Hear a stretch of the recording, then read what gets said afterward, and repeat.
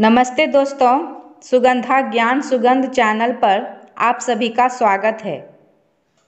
आज हम जानेंगे भागवत पुराण के स्कंद 3 अध्याय 14 से दीति का गर्भ धारण के बारे में। श्री सुखदेव जी कहते हैं, राजन, पूर्व काल में एक इसी वराह भगवान और हिरण्याक्ष के युद्ध के विषय में देवताओं के प्रश्न करने पर देव श्री ब्रह्मा जी ने उन्हें यह इतिहास सुनाया था और उसी के परंपरा से मैंने सुना है। विदुर जी, एक बार दक्ष की पुत्री दीति ने पुत्र प्राप्ति की इच्छा से कामातुर होकर सायंकाल के समय ही अपने पति मरीचि नंदन कश्यप जी से प्रार्थना की। उस समय कश्यप जी खीर की आहुतियों द्वारा अग्निजीव्य भगवान यज्ञपति की आराधना कर सूर्यास्त का समय जान अग्निशाला में ध्यानस्थ होकर बैठे थे। दीति ने कहा, विद्वन, मत वाला हाथी जैसे केले के वृक्ष को मसल डालता है, उसी प्रकार यह प्रसिद्ध धनुर्धर कामदेव मुझ अबला पर जोर जताकर आप लिए मुझे बेचैन कर रहा है। अपनी पुत्रवती सौतों की सुख समृद्धि को देखकर मैं ईर्ष्या की आग से जल जाती हूँ। अतः आप मुझ पर कृपा कीजिए, आपका कल्याण हो। जिनके गर्भ से आप जैसा पति पुत्र रूप से उत्पन्न होता है, वे ही स्त्रियां अपने पतियों से सम्मानिता समझी जाती है। उनका सुयश संसार में सर्वत्र फैल जाता है।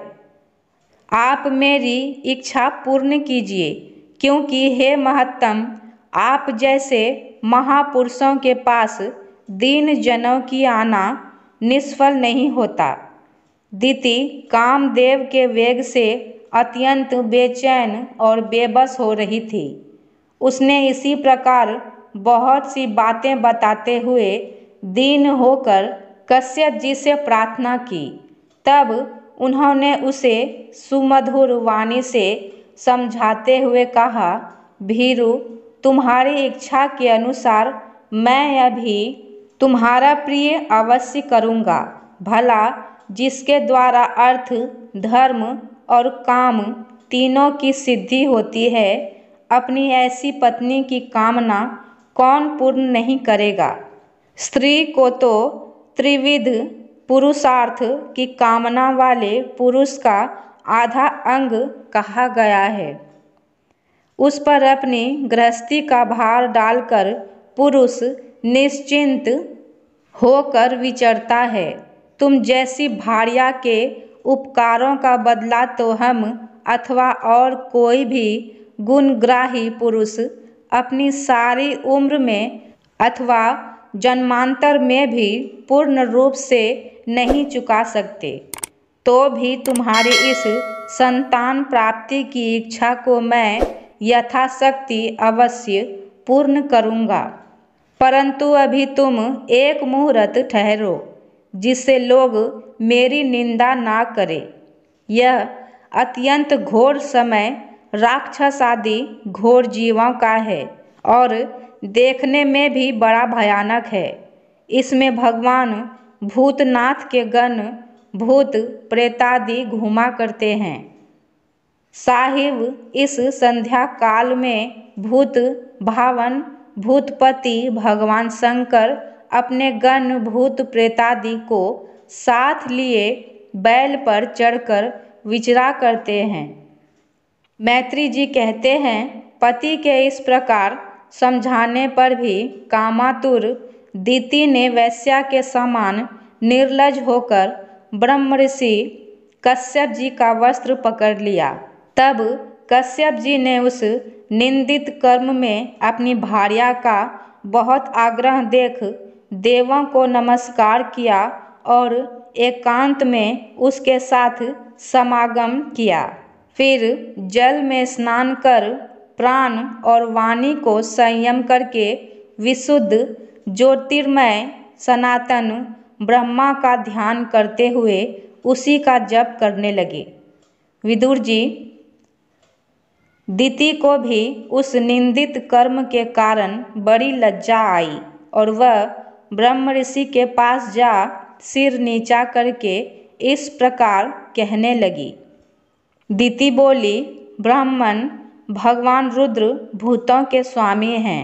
मैंने उनका अपराध किया है, किंतु वे भूत श्रेष्ठ मेरे इस गर्व को नष्ट ना करें।